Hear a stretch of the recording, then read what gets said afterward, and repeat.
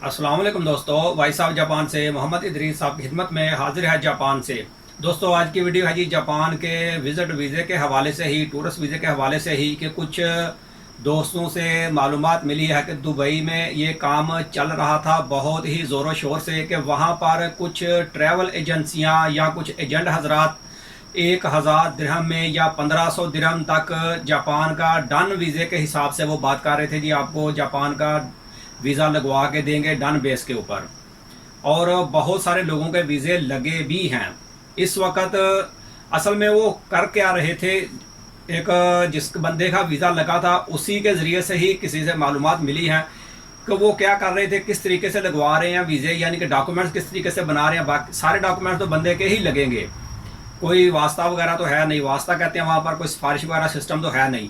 तो किस तरीके से वो ये डॉक्यूमेंट्स बना रहे थे, 2 नंबर तरीके से डॉक्यूमेंट्स बना रहे थे। यानी कि बैंक स्टेटमेंट जो है, जैसे किसी एक बंदे की बैंक स्टेटमेंट है और वो अच्छी बैंक स्टेटमेंट है, बैंक में सैलरियाँ वगैरह उसकी अच्छी आ रही हैं, 5000 6000 दिरहम की सैलरी आ रही है उसकी, तो वो बैंक स्टेटमेंट ले रहे थे उस बंदे की और उसमें फिर कंप्यूटर में ही उसको एडिट करके तो उसके नाम की जगह पे जिस बंदे का वीज़ा अप्लाई करना है उस बंदे का नाम लिख कर उसके ऊपर तो बस वो डॉक्यूमेंट रेडी हो गया जी। अब यही शो होगा कि इसी बंदे की इतनी सैलरी है।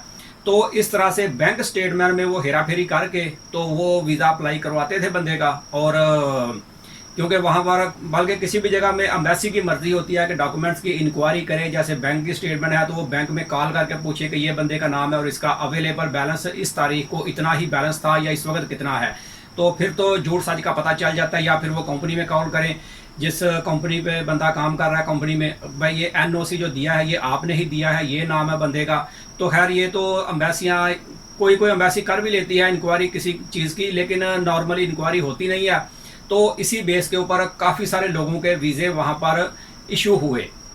अब जब ये काम ज़्यादा चला, इस वक्त ये काम नहीं हो रहा, पहले ये काम हो रहा था 2-4 महीने पहले। अभी तो सितंबर का लास्ट है समझे, तो अभी मैं वीडियो बना रहा हूँ। और इससे पहले जो 4-5 महीने जब ये कोरोना से फ़ौरन वीज़ा शुरू हुए, यानी कि इसी साल के शुरू में समझ लें, तो उस वक्त ये काफ़ी सारा काम हुआ समझे।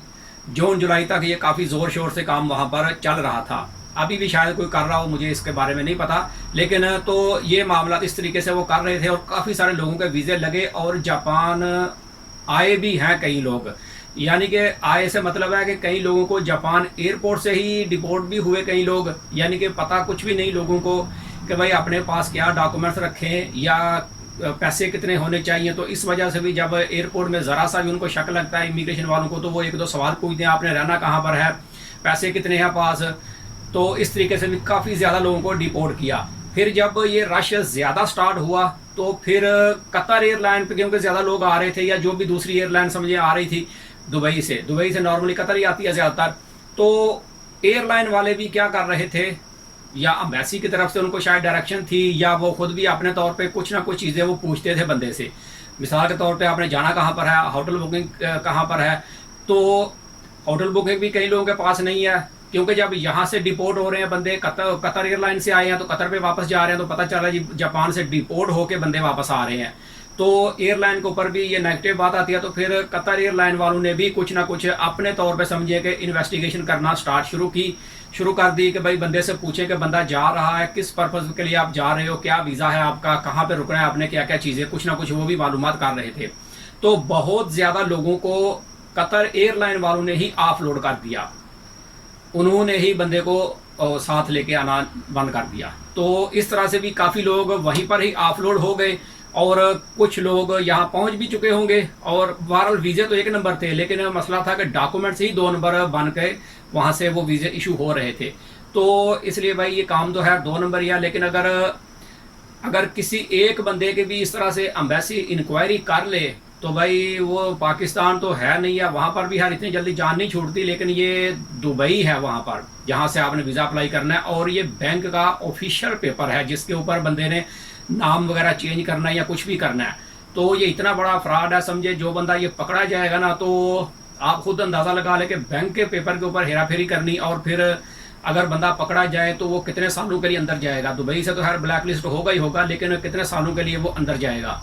तो इस तरीके से भी ये काम करना नहीं चाहिए। बहरहाल इस तरह से भी ये फ्रॉड काफ़ी ज़्यादा हो रहा था। 1000 और 1500 दिरहम और डन बेस पे बता रहे थे। अगर वीज़ा आपका लग गया, क्योंकि एम्बेसी में तो फीस है ही नहीं है, तो बाकी खर्चा तो कहीं पर भी नहीं होना। तो जो एजेंट हजरात या जो भी ये बंदे काम कर रहे थे, तो उन्होंने भी यही सोचा था कि भाई चलें फ्री में है, अगर पैसे आ गए तो आ गए, लग गया वीज़ा तो आ जाएंगे पैसे, ना लगा तो ना सही। क्योंकि करना तो कुछ भी नहीं है, कंप्यूटर में ही बस वो बैंक स्टेटमेंट का नाम ही चेंज करना है और बस ठीक है, प्रिंट आउट लगा के साथ में तो बस ठीक है। तो इस तरह से भी मामलात एजेंट हजरात करते हैं, तो भाई इसमें ज़रा एहतियात ही करें।